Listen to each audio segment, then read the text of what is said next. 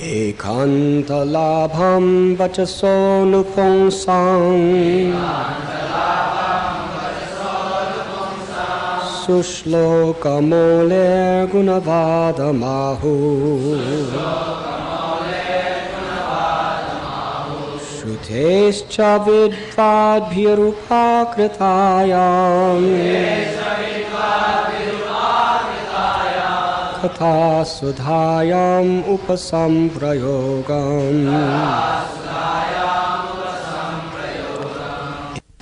The highest perfectional gain of humanity is to engage in discussions of the activities and glories of the pious actor. Such activities are so nicely arranged in writing by the greatly learned sages that the actual purpose of the ear is served just by being near them. Purport by His Divine Grace, A.C. Bhaktivedanta Swami Prabhupada. The impersonalists are very much afraid of hearing the activities of the Lord, because they think that the happiness derived from the transcendental situation of Brahman is the ultimate goal of life. They think that anyone's activity, even that of the personality of Godhead, is mundane. But the idea of happiness indicated in this verse is different because it relates to the activities of the Supreme Personality, who has transcendental qualities. The word gunavadam is significant because the qualities of the Lord and His activities and pastimes are the subject matter for the discussions of devotees. A rishi like Maitreya is certainly not interested in discussing anything pertaining to mundane qualities. Yet, he says that the highest perfectional stage of transcendental realization is to discuss the Lord's activities. Srila Jiva Goswami therefore concludes that topics regarding the transcendental activities of the Lord are far beyond the transcendental realization of Kaivalya happiness.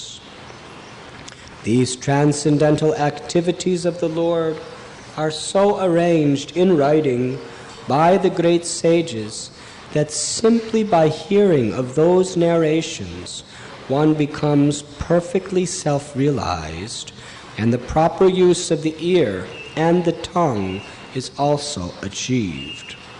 Śrīmad Bhāgavatam is one of such great literatures, and the highest perfectional stage of life is attained simply by hearing and reciting its contents.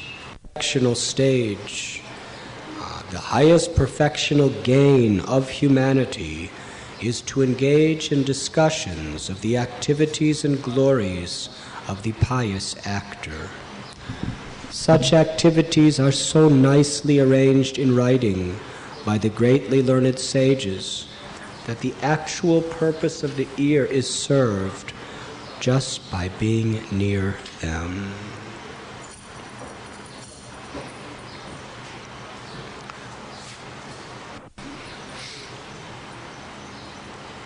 Is honored throughout Vedic literatures as a great self-realized soul. He is speaking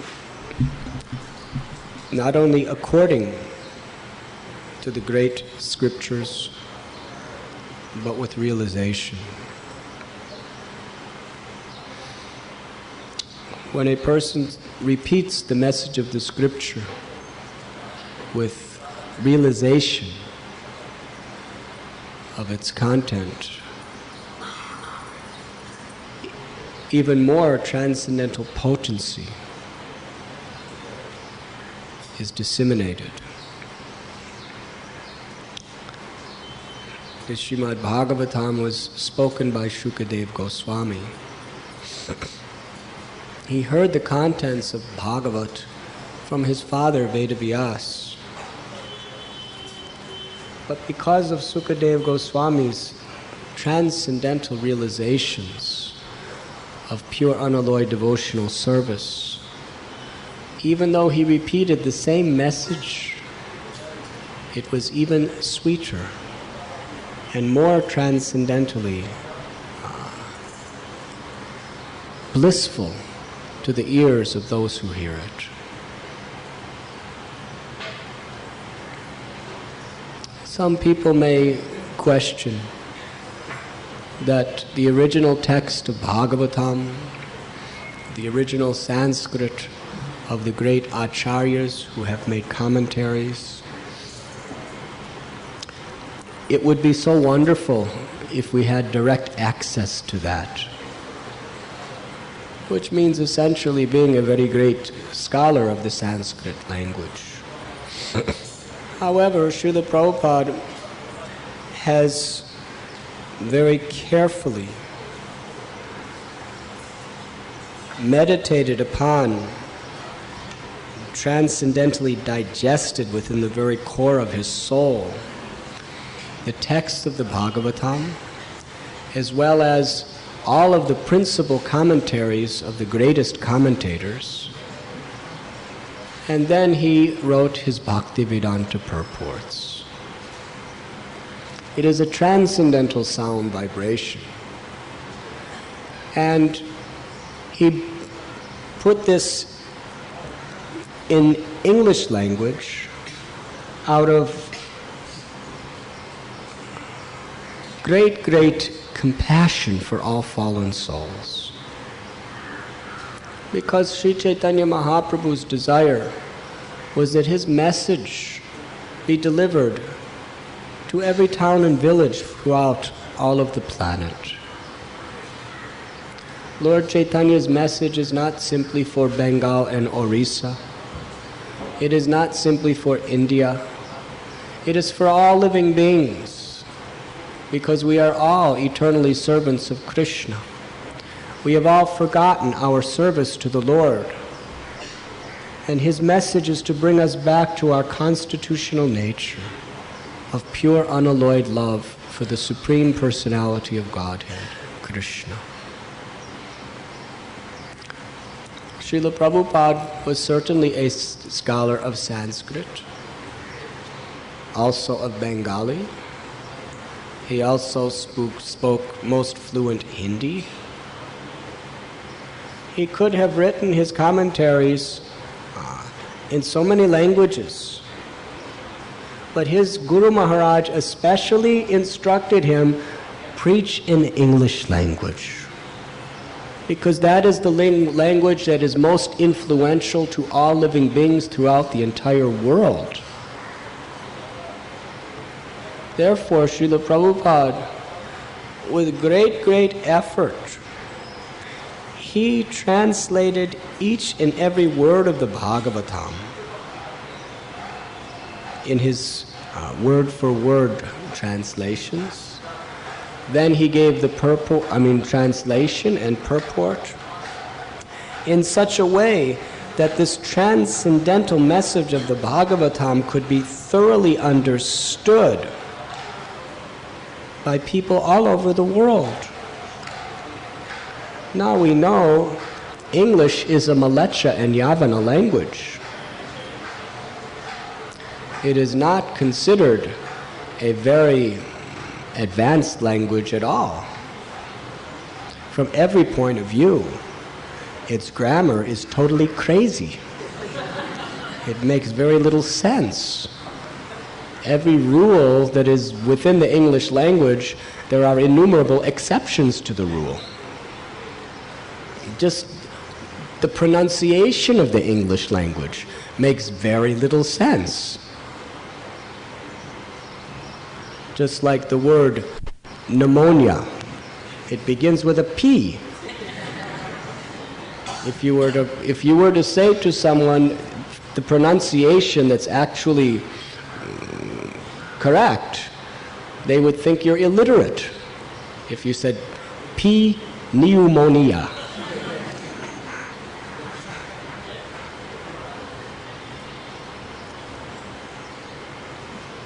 Actually, even some computer geniuses, they searched all over the world for the most perfect language that's phonetically absolutely correct, and they said the only language is Sanskrit. They have come to this conclusion. So English is a very, very primitive, molecular-like language. And the Śrīmad Bhāgavatam is written in the highest, most pristine language of Sanskrit. Sri Chaitanya Charitamrita was written, the very words, the very language that Sri Chaitanya Mahaprabhu personally spoke, Bengali. And it's decorated with so many beautiful Sanskrit verses. So why Srila Bhakti Siddhanta Saraswati asked Srila Prabhupada to preach and translate, print and distribute books in English language, one of the lowest of all languages.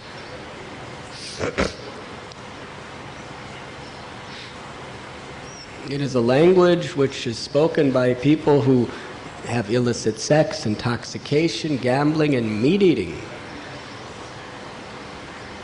And its origin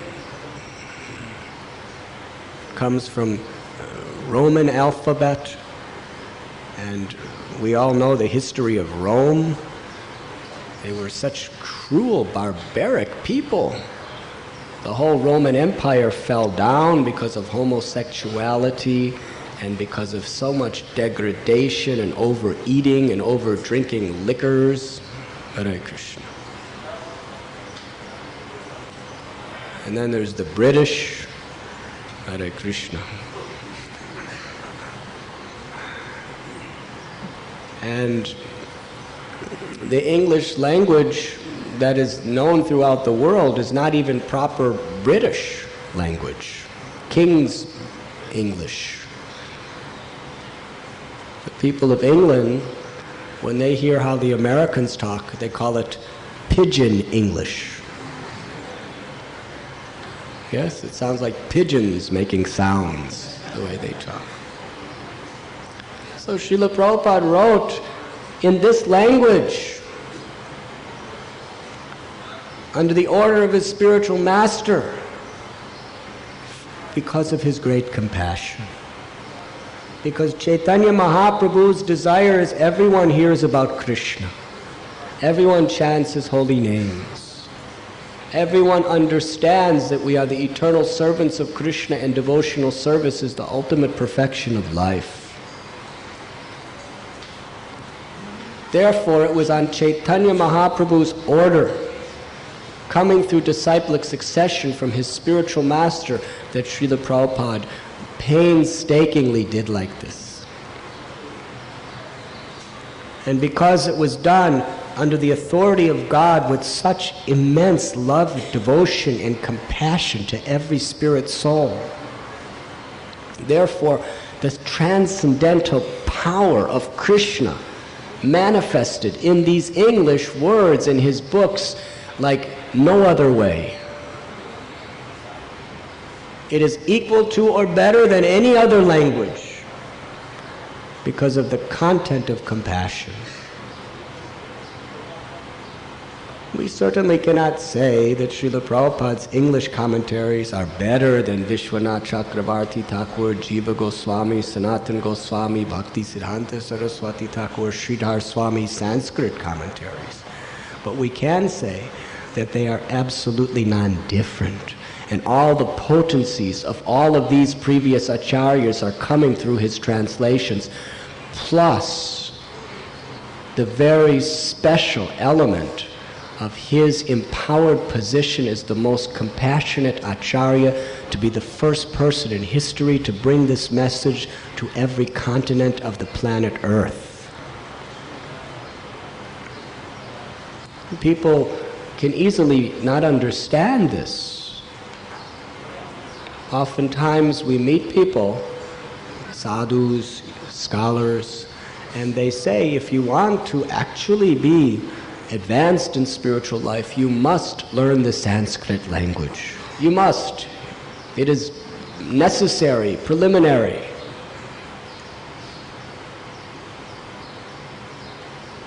No doubt it would be very valuable.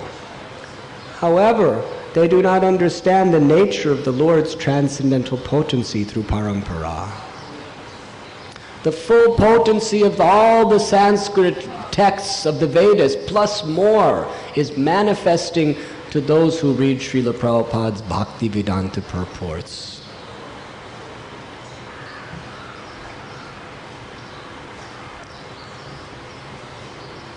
Parampara is not based simply on grammar or language. It is ultimately based on devotion. And Srila Prabhupada's books have been translated into hundreds of languages. African languages like Swahili, German language.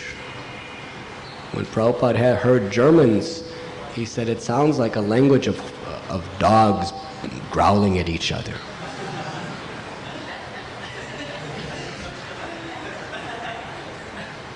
Hare Krishna. Please forgive me, but I'm just repeating the words of my Guru Maharaj. When he heard the French language, he said it sounds like a language of people having sex with each other.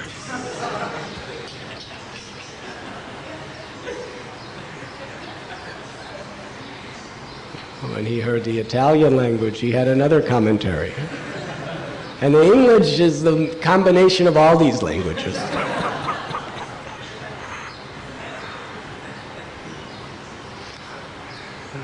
So his books have been translated, and wherever they are being translated in a spirit of devotion to bring out his message, it has the same transcendental power of the Vedas through the grace of Parampara or disciplic succession.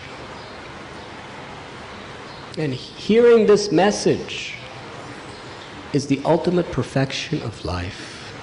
This is the conclusion of Sri Maitreya Muni. The Supreme Personality of Godhead descends into this world and performs many activities and also gives personally instructions. And Vedavyas has compiled these instructions, and other great souls like Vrindavan Das Thakur, Krishna Das Kaviraj Goswami have compiled the life and teachings of the Supreme Personality of Godhead in his incarnations. And the great acharyas have repeated and explained according to their own transcendental realizations in Parampara. And this message is so potent that it can deliver us from all miseries. Therefore, to be eager to hear and eager to repeat what we have heard is the real path of salvation. It is described in Śrīmad Bhāgavatam that whatever one's occupation, if it does not bring about a transcendental taste to hear and chant the glories of the Lord, then your occupation is shrama eva hi kevalam. It is a useless waste of time. Whatever we do should be to cultivate an eagerness to hear and chant the glories of the Lord. To the degree we develop a taste for hearing and chanting, to that degree we become detached from the sources of misery of material life. Therefore, this must be our goal. When Krishna sees that we are really hungry for that taste of hearing and chanting, from within the heart he dispels all ignorance and illusion. just like if you have not had food for a long time or water, you are very hungry and thirsty, and nothing else will satisfy you. If you are starving of hunger and thirst, and someone gives you a very nice gold necklace, will you be happy with it? You may try to eat it, and if you can't eat it, it will be useless to you. If you're hungry and someone comes and gives you 1 crore of rupee notes, 500 rupee notes, and there's no place to buy food, Hare Krishna. Prabhupada said you cannot eat paper, so it will be completely useless to you. If you're hungry like that, nothing will have any meaning to you except food. The whole world will just be a dreary void without food. Sunyayatam jagat sarvam. We should have that same hunger and thirst for hearing and chanting the glories of the Lord. When we have that thirst for Krishna through transcendental sound vibration, then all the temptations of Maya become useless to us. There's no charm. So to accept what is favorable for developing that higher taste for hearing and chanting is our real duty in life. Whatever our occupation may be, we should orchestrate it, balance, and organize our life in such a way that day by day we are increasing our taste to hear and chant the glories of the Lord. This is human civilized consciousness. Not that we put aside the path of self-realization to achieve more and more and more material benefits. That is foolishness. Sometimes our students, they're so busy studying and studying and studying. I can't go any higher, but they go higher. Because they're so much afraid that they will fail their exams, that they will not get entrance into a good school. Therefore, let me put aside my chanting and let me put aside my hearing, let me put aside Krishna.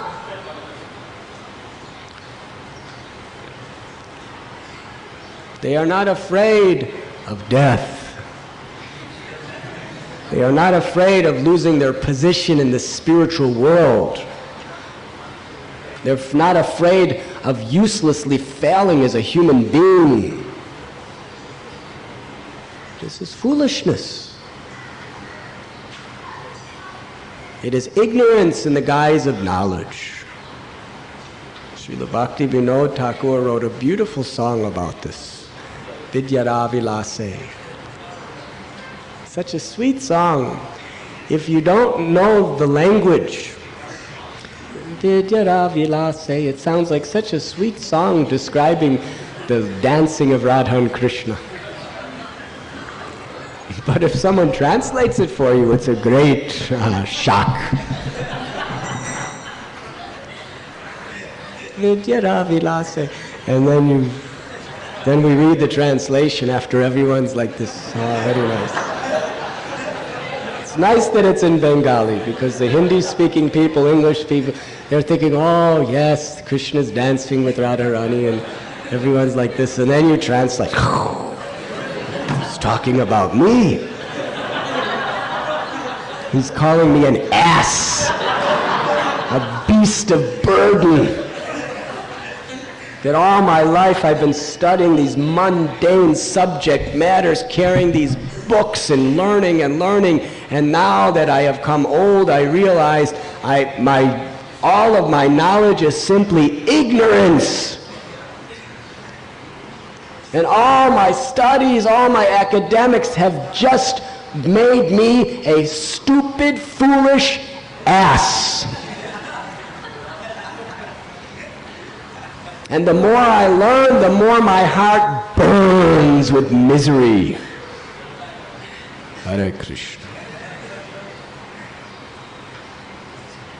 Let me take shelter of hearing and chanting the glories of Krishna, the Supreme Personality of Godhead.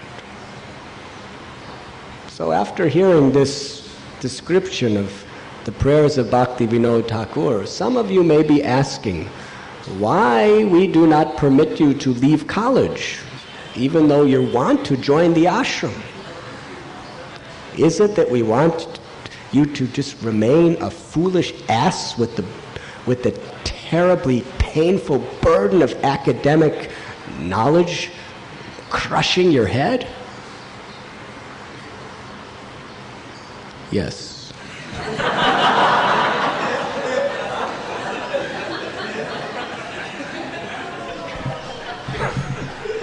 That's part of the reason that you learned good lesson, so you don't want to come back to this material world again.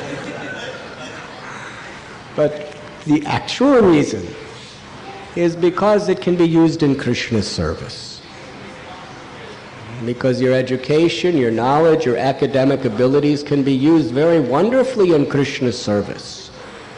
But it will only be used in Krishna's service if you're developing a taste for hearing and chanting the glories of the Lord. Otherwise, it will simply be used in the service of Maya. So at every phase of life, whatever we may be doing, we should always keep our target to perform those activities which will gradually give me the power to become more hungry for hearing and chanting the glories of the Lord. Because hearing and chanting is like medicine. It is real food. Krishnadas Kaviraj Goswami explains, just as you need food grains to give you strength materially, the food grains for your soul to give you spiritual strength is hearing and chanting the glories of the Lord in the association of devotees. And whatever our pursuits may be to serve the Lord, studying may be a service to the Lord, business may be a service to the Lord, preaching may be a service to the Lord, we will have spiritual strength to perform it properly when we are sufficiently hearing and chanting the glories of the Lord. Without hearing and chanting, nothing will have spiritual substance,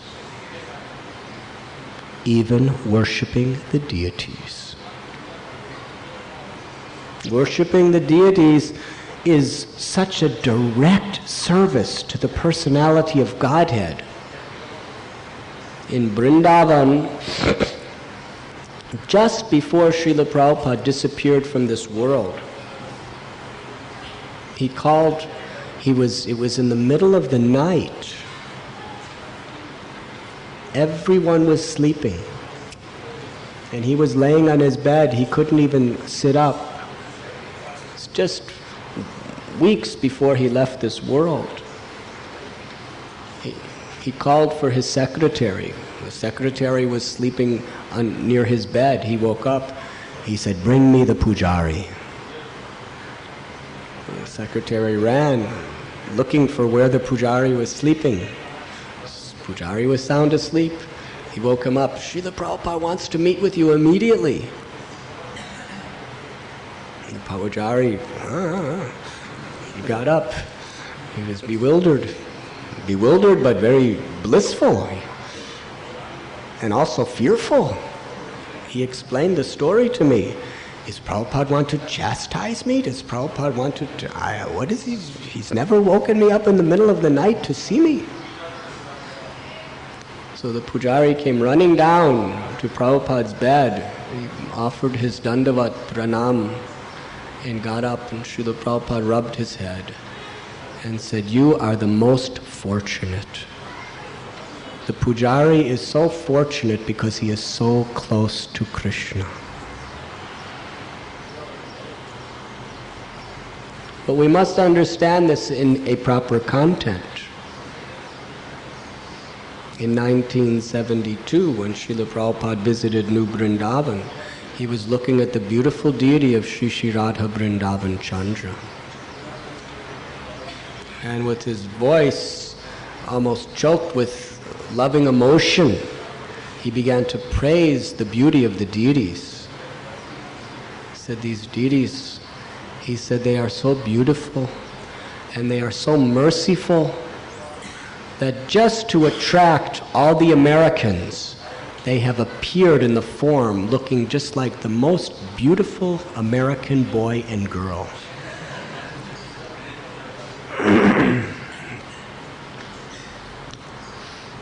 And he was appreciating the wonderful standard of deity worship. But then he gave a very, very sober instruction that there are two paths on the bhakti marg. There is Pancharatriki Vidhi, which is worshipping this deity and performing all various sevas for the deity. Actually, all the sevas in the temple are service for the deity. And there is Bhagavat Dharma, which is hearing and chanting the glories of the Lord. Srila Prabhupada said, Bhagavat Dharma means Sravanam Kirtanam Vishnu. Not just Shravanam Kirtanam, Shravanam Kirtanam Vishnu. And then he said, direct Vishnu. Directly hearing the chant, the glories of the Lord and chanting His holy names. He said, if you are not very strictly, carefully and attentively hearing and chanting directly the names and glories of the Lord, then the day will come when even the pujaris in the temple and the other devotees will begin to look at the deities and think, why has my Guru Maharaj left me with the burden of having to take care of these deities? Srila Prabhupada warned us. It is inevitable. Unless we develop a taste for hearing and chanting, we cannot develop a real taste for any of the other objects of devotional service.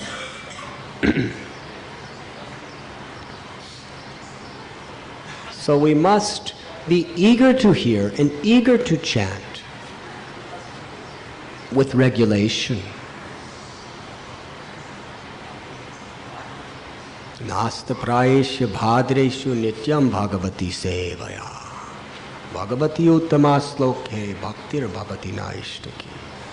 Every day we must hear Śrīmad Bhāgavatam as a regulation. Srila Prabhupada describes that of all instructions, the chanting of Hare Krishna Maha Mantra 16 rounds every day is most important. And anyone who is not attentively chanting Maha Mantra every day at any moment may be a victim of Maya. Whatever other service we're doing, we may be the pujari, we may be preaching, we may be book distributors, we may be temple presidents, GBCs, or any other position. Prabhupada warned, if you are not attentively chanting Maha Mantra every day, you may be victim to Maya at any moment.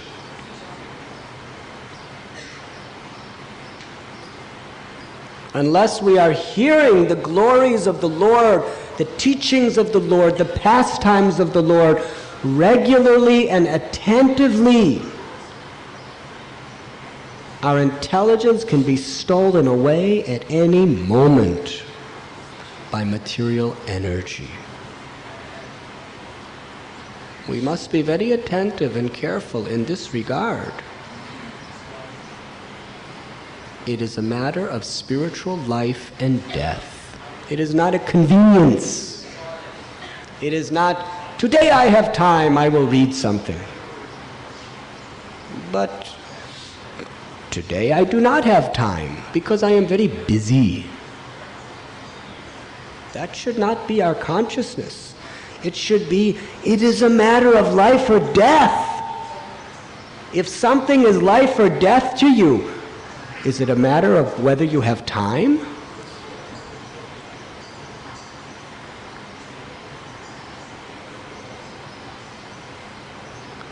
It is a matter of you will make time. If we understand how serious we must be. Srinvatam sukata Krishna punja sravana kirtana. When we develop a taste for hearing and chanting, Krishna is so pleased. He removes all of the shortcomings and the impurities from within our heart. You cannot remove your ego. You cannot remove your lust, anger, envy, greed, pride, and illusions. They are insurmountable. But if you somehow or other develop an eagerness to hear and chant, an eagerness to serve the message that you are hearing and chanting, Krishna will do it for you. It is his promise. But the nature of the mind is so unsteady, chanchalam, that sometimes we are eager to hear and chant, and sometimes we are bored. Hare Krishna. Sometimes we're just in the mood because we're a little more influenced by sattva guna. Oh yes, I want to go to the temple to hear Śrīmad Bhāgavatam class. I want to chant my rounds today so nicely. And other days, Rajaguna influences us. And we think, yes, I like this hearing and chanting very much, but I have so many other occupations I must do. I must talk to this person, and I must make this meeting, and I must get more money. Busy, busy, busy. And sometimes tamaguna influences us.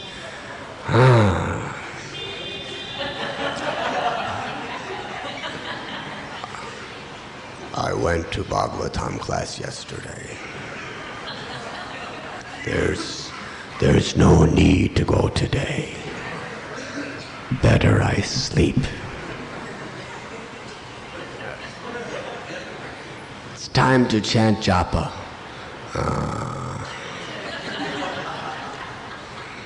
Somehow I'll get it over with. Actually, this chanting japa, I've been doing it for so many years, it's becoming boring.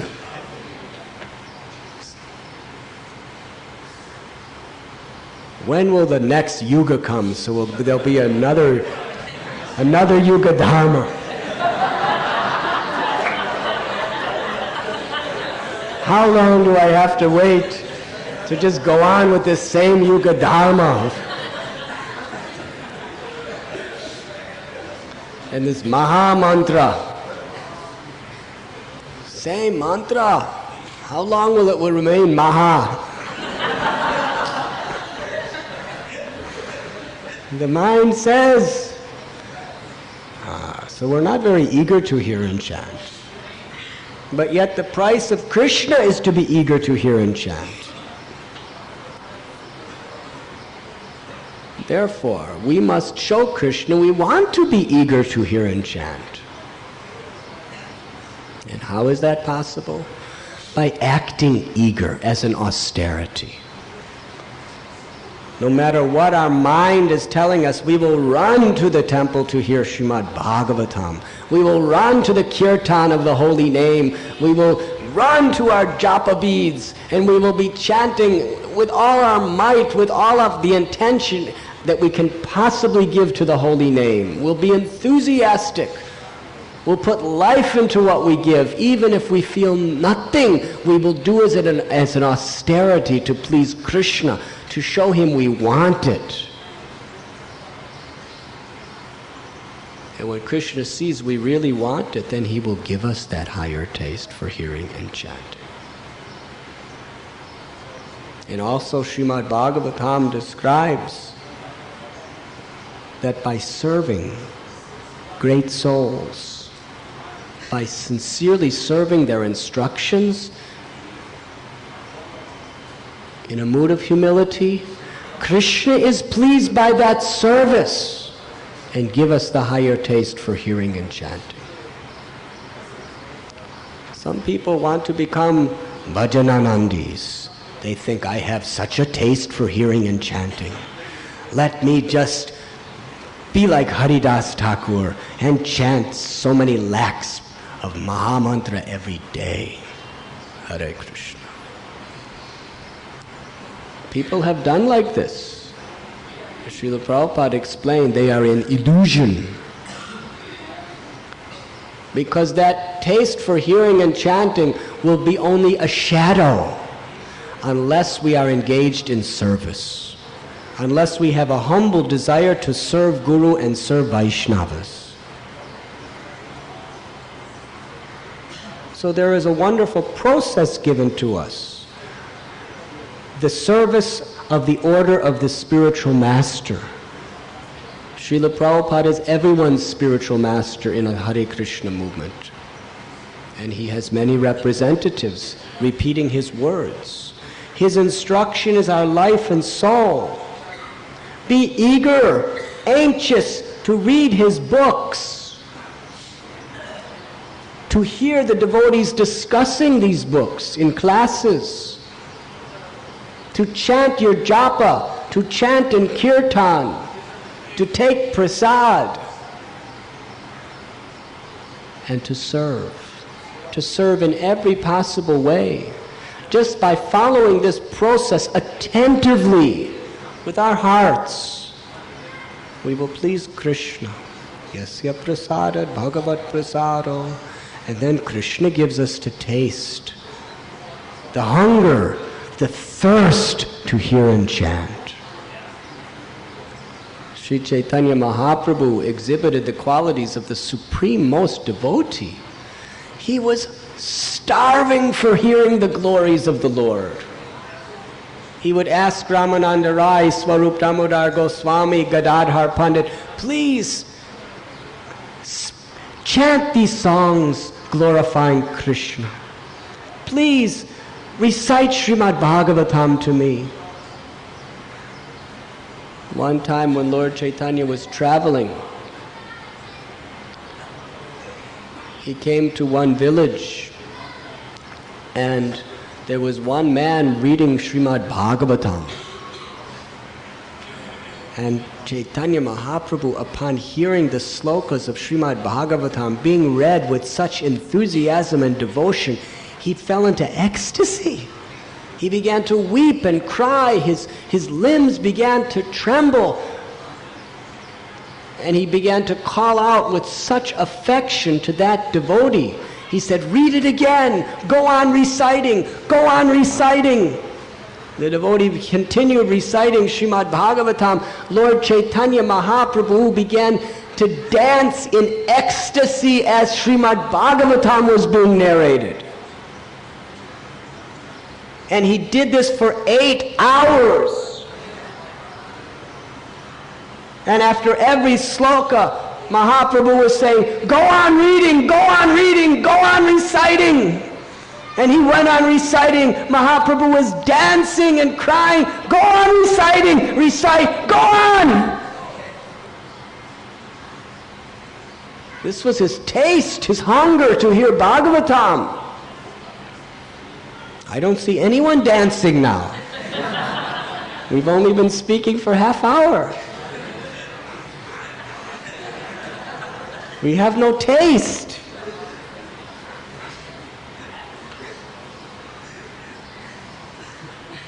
But Lord Chaitanya, he had such a taste, they couldn't get enough. We're thinking, when will this recitation end? I want food. I want sleep. I want to talk to my wife. We have so many desires. But Mahaprabhu, he didn't want any of these things. Go on reciting! 8 hours went by. Never ended. Finally, the devotees said, please, please, my Lord. They had to stop him. He would have gone on eternally. Recite, recite. The ambrosial nectar of Bhagavatam. He embraced the reciter. Every now and then, as he was dancing in ecstatic love and the devotee was reciting, Mahaprabhu would just embrace him and bathe him with tears, and the devotee would start trembling in ecstasy, and then he would go on reciting. This was such a wonderful pastime.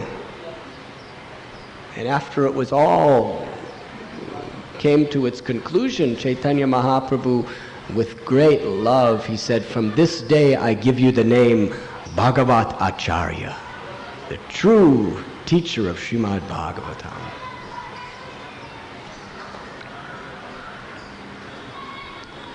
So this is what we are longing for. Chaitanya Mahaprabhu played in Shikshastakam. When will, upon the recitation of your name, my Lord Krishna, when will tears pour like rivers from my eyes? When will my hair stand on end, my limbs tremble, and my voice get choked up? Kabe habe bolo de se din amar. Bhaktivinoda Thakur prays, when will that day be mine? When I can truly be more humble than a blade of grass, only then will I have the real taste for chanting the holy names. Trinadapi sunichena tarorapi sahishnana amanina manadena kirtaniya sadahari. When you are humble like a blade of grass, tolerant like tree, ready to offer all respect to others and expect none in return, then the true taste for hearing and chanting awakens in your heart. Kirtaneya sadahari. Then day and night you just want to hear and chant.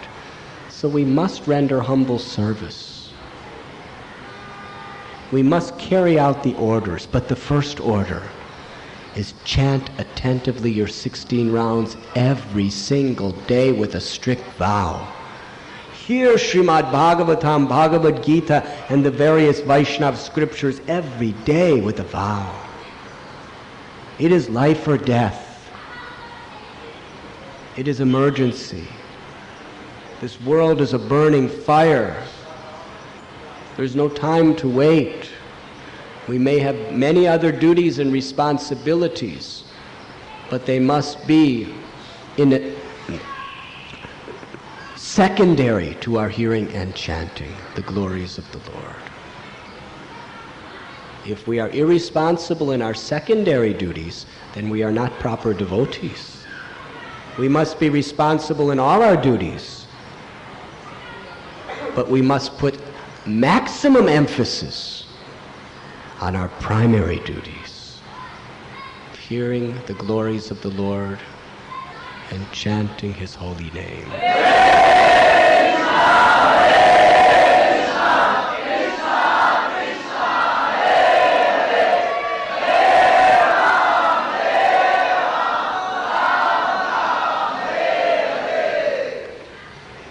And our great longing should always be with those devotees who have a taste for hearing and chanting the glories of the Lord. We shouldn't have a taste for devotees who gossip. Sometimes our lower nature has this lower taste. We're actually attracted. Even during kirtan, if people are talking, I think, my heart is just longing to go over there and hear what they're saying. Or during japa, you're chanting Maha Mantra, your vow, and you see some people talking, and you know they must be talking some gossip. And you're just, when will I be able to just go and enjoy the nectar of what they're talking about? What is the latest news in the grapevine of gossipers. We have taste for these things due to previous conditionings or mundane things. Sometimes we're chanting japa and someone's reading newspaper. And we're thinking, God, let me get my rounds done so I can see what's in the paper. I have such a taste, such an eagerness to find out what's in the newspaper. And this chanting is somehow or other standing between me and the newspaper. But I have to do it. But I'll chant later. I have to see what's in the newspaper now. Have any of you ever had this experience? Even you. I never would have known you. Krishna has revealed.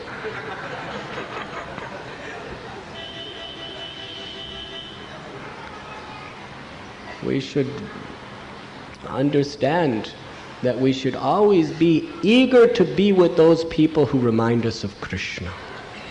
Eager to be with those people who tell us about Krishna. Eager to be with those people who help us become Krishna conscious, more serious about Krishna conscious. We should be running for such association as an austerity. Even if we don't feel like it, we should do it as an austerity. That is what Maitreya Muni is speaking in this verse. The highest perfectional gain of humanity is to engage in discussions of the activities and glories of the pious actor. Such activities are so nicely arranged in writing by the greatly learned sages that the actual purpose of the ear is served just by being near them. Is there any questions? Yes, Prabhu. So much importance has been given on hearing and chanting. If a neophyte devotee who has just settled himself little bit in Krishna consciousness, if he maintains a vow that he will be doing this hearing and chanting every day, but sometime by some inconceivable way he gets some spare time, and in that spare time, before that he has already completed his vows of hearing and chanting, and if he gets some spare time, in that spare time he should give more emphasis on hearing on that time, or he should give more emphasis on chanting? What will benefit more him in spiritual life at that time?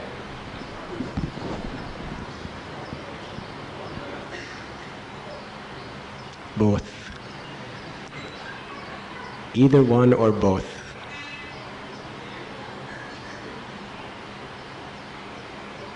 The idea is that either one will help you remember Krishna.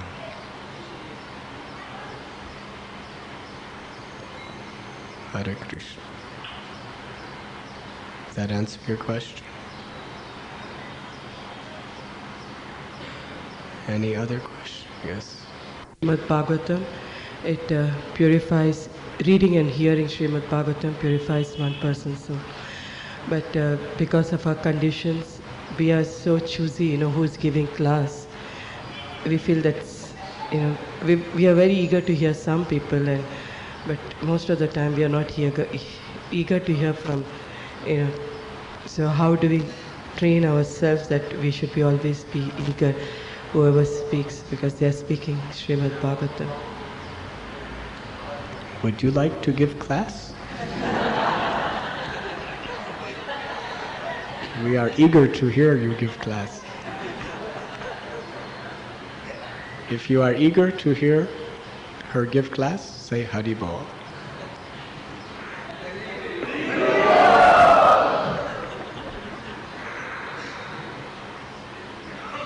Hare Krishna. Some people are only eager to hear their own classes.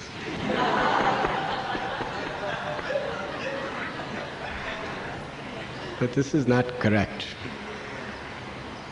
Srila Prabhupada was eager to hear the classes even of his disciples, because the message is transcendental. We should perceive coming to Bhagavatam class not for our enjoyment, but for our purification. You may enjoy one person's class, but if a person is authoritatively repeating the message of Parampara, he will become purified. We should be eager for that purification.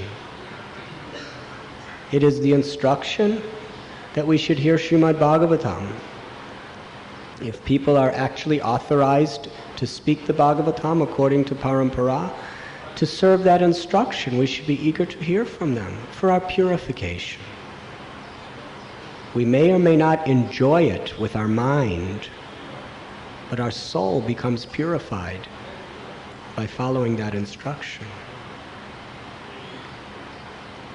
So we should be thinking more in terms of purification than mental enjoyment.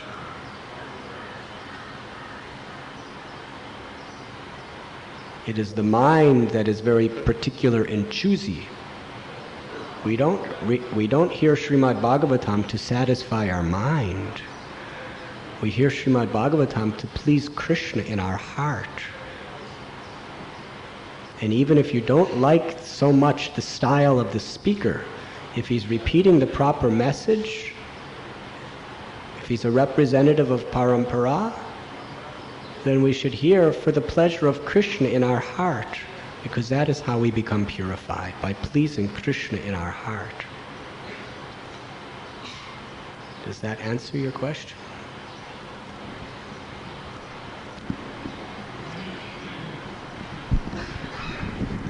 Reading and hearing lectures actually is one and the same thing, but still when we hear it is more interesting, and when we open the book we fall sleepy. The tendency when we open the book is to, my experience is I feel sleepy very fast, but if I'm hearing lecture I don't feel that way. In my experience is many people feel sleepy during lectures also. The frequency is less. When you're in the audience, you do not see everyone's face. You don't see what level their eyelids are at. But when you're giving class and everyone is facing to you, you can see the various levels of the eyelids.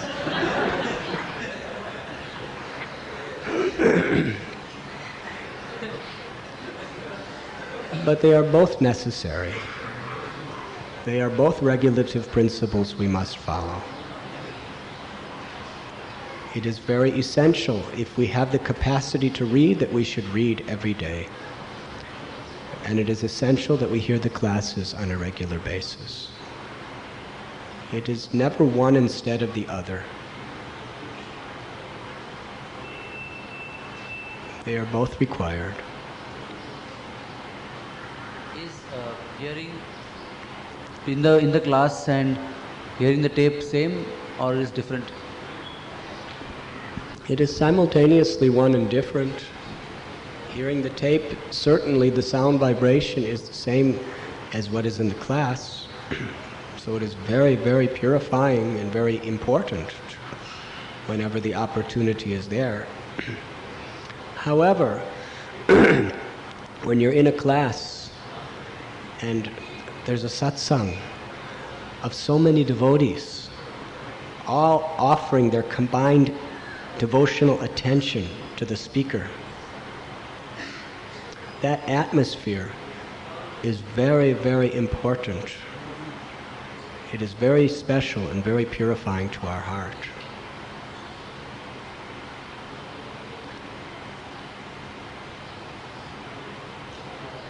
Does that answer your question? Hearing tapes is very important, but it cannot substitute for going to the classes. It should be there. Whenever the opportunity, wherever we are, if we listen to tapes, it will be very, very wonderful. But still, coming to the class and being in the association of many devotees, all utilizing their combined devotional efforts to reciprocate with the Śrīmad Bhāgavatam, it's a very purifying environment. we should be eager to participate in whenever possible.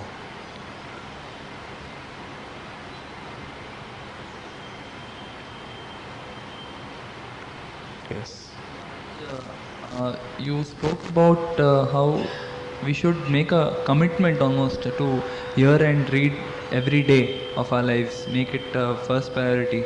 Now, in some of us in our lives, we lead such a terrible working schedule that we are never really able to come into the classes out of question. We are not able to come to Bhagavatam class at all.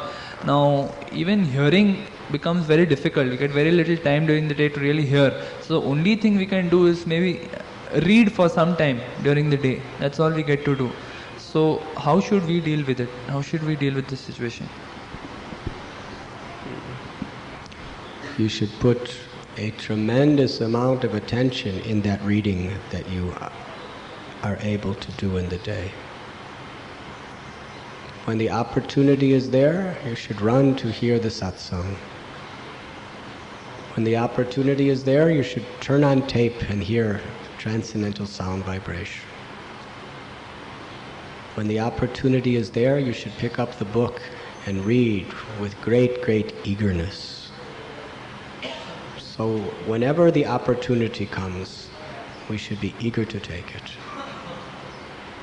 But we must hear every day.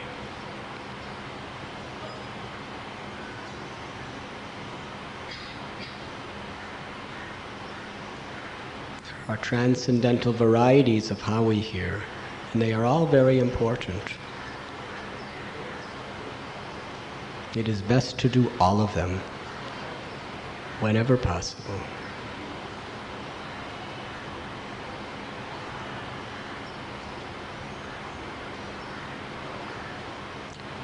Is there any other questions?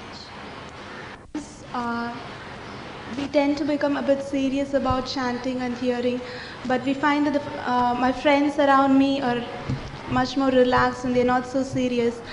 And just to go away chanting my japa without interacting them is also disturbing to the heart. So how should... It is disturbing to who? In a sense, just to impersonally go away with my japa without mixing with them, without... It sort of feels rude. How should we deal with such situation? You are asking that your friends do not want to chant japa. Yeah. And by going away to chant, it is rude to them. Hare Krishna. Friends, in a sense, devotees, other devotees. Other devotees? Yeah, they are much more relaxed, but I have a desire to become more serious and chant at that time. Hare Krishna.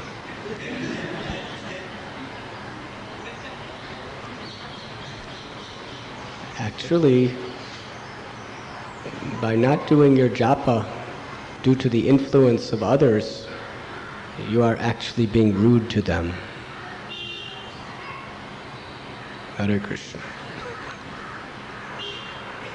Because Krishna is in their hearts, and He's in your heart. And if Krishna sees that these devotees' relaxed situation is making you relaxed, it's going to harm their spiritual progress. If during japa, when we come here into the temple, we all chant in the temple together. If someone's talking and they're distracting other people from the chanting by that talking, they're actually displeasing Krishna. Correct? If during kirtan people are talking, they're displeasing Krishna because they're distracting people's attention away from the prescribed regulation of hearing and chanting. So if people are not strict about chanting and you want to be strict, if you let them divert your attention away, you're hurting their spiritual lives. You are being rude to their soul. Hare Krishna. But at the same time, you should do things in a humble way. You should not be proud. You should not think, I am an advanced devotee who have a taste for chanting, and you are all nonsense. Because you do not know what is in their hearts. Rather, you, with great humility, you should just explain, I must chant my japa with full concentration. Please excuse me. If they are offended by that, when it's presented humbly, then there's something wrong. So don't worry. You should seek out the association mostly of those who are very serious to inspire you and enliven you to take shelter of the holy names. In others, you should try to serve and respect other devotees, but we should not allow them in any way to distract our attention from seriously hearing and chanting. You can do it without being rude. You can do it with humility and respect. Correct? We should always be humble and respectful to Vaishnavas. Srila Prabhupada ki. Thank you very much.